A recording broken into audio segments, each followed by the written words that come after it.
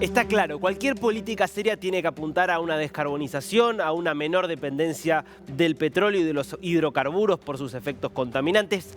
También está claro que esa descarbonización no va a ocurrir por más que existiera una voluntad política, que hoy no existe, de un día para el otro, porque seguimos teniendo una economía que en muchos aspectos depende de los hidrocarburos y específicamente del petróleo para funcionar. Por eso hay que mirar quiénes producen el petróleo, cuánto petróleo producen y qué proyecciones tienen para seguir produciéndolo. Y es interesante lo que está pasando en América Latina. ¿Cómo ha cambiado el mapa de los principales productores de petróleo? Lo que te muestra que más allá de que se trata de un recurso natural, si no están dadas las condiciones económicas, ese recurso natural no se puede explotar, diría económicas y también políticas. Esto te muestra producción de petróleo en América Latina en miles de barriles por día, desde 1980 a esta parte. Datos que me parece que son más que interesantes. Vamos a ver esta curva, la curva de color lila violáceo, que es la República Bolivariana de Venezuela.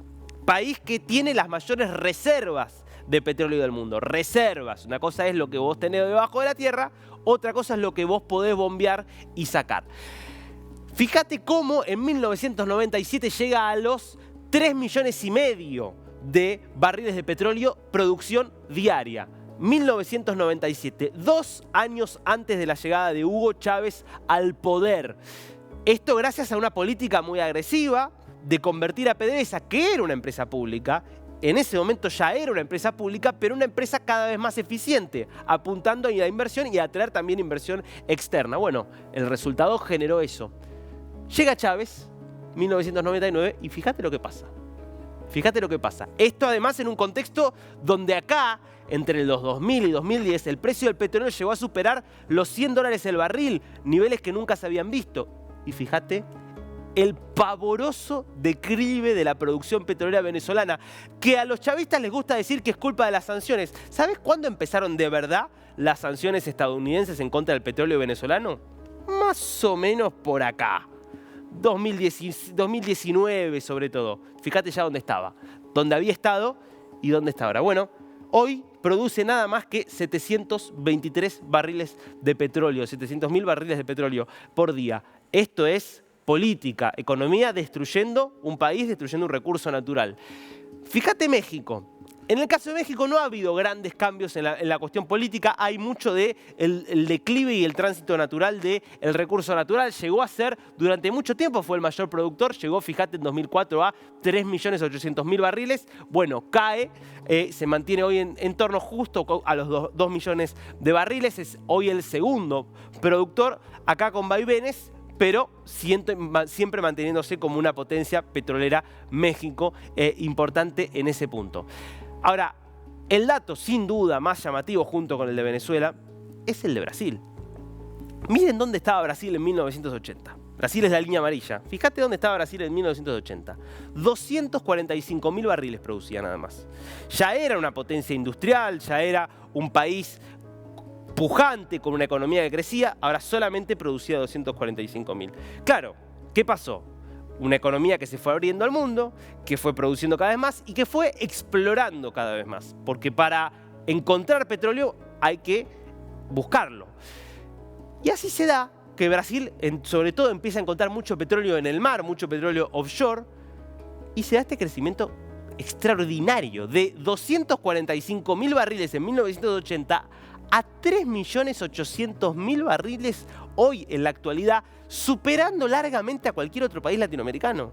Hoy Brasil es probablemente una de las 3 grandes economías exportadoras del planeta, porque así como ves esto en el caso del petróleo, ves lo mismo cuando ves soja, ves lo mismo cuando ves ganadería. Es impresionante cómo Brasil, que ha perdido peso en términos industriales, ha logrado convertirse en un gran exportador de recursos naturales y en muchos casos refinados también con cierto valor agregado, lo cual le permite sobre todo tener una proyección de acá hacia adelante de volver a crecer luego de sobre todo una década de mucho estancamiento. ¿Qué queda después? Bueno, fíjate el caso argentino, que es en la línea naranja. Argentina, que venía con un estancamiento muy claro en la producción petrolera, nunca tuvo reservas comparables a las de los otros países. Argentina estaba estancado en 500 hasta 1990. En los 90, YPF, que es la petrolera estatal, se privatiza. Esa privatización además se abre mucho la economía y fíjate que tuvo una repercusión en un aumento de la producción petrolera. Esto se interrumpe hacia los 2000 cuando empieza a haber cambios y desde ahí tenés un estancamiento con cierto declive y acá, sobre todo en los últimos 2-3 años, una leve suba. Esto tiene que ver mucho con que subió el precio del petróleo y también con vaca muerta, yacimientos que sobre todo son de gas pero también de petróleo no convencional.